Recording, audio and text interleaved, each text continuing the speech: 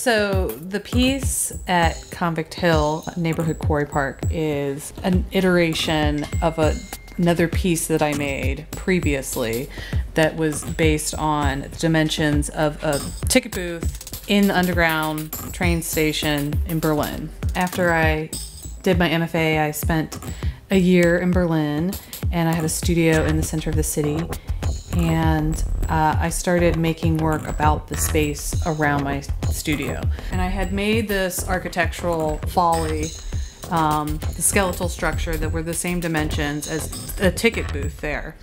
And when I researched the site for Convict Hill and found out that it was the original quarry site for all of the limestone that's used in the Capitol building, I got really interested in that.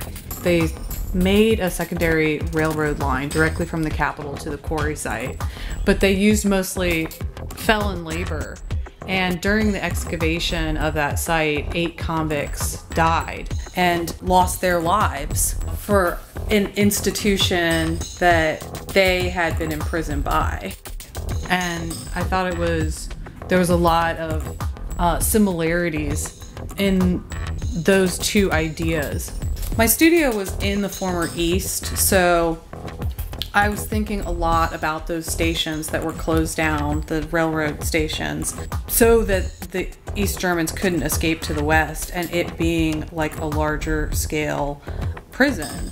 And thinking about, you know, these guys that were working in the quarry site as, you know, being outside in freedom, but in a larger prison, which was interesting because they were these convicts that were working to make this symbol of our freedom and democracy. So that's how I kind of came up with the idea for this project, to make this, for another iteration of this project, a memorial to those convicts. The piece is an architectural folly that's then propped up on a limestone rock. You know, a lot of my work is a lot of labor, time and love, to have sort of a minimal effect, things that sort of become invisible in their settings, that look like they're meant to be there.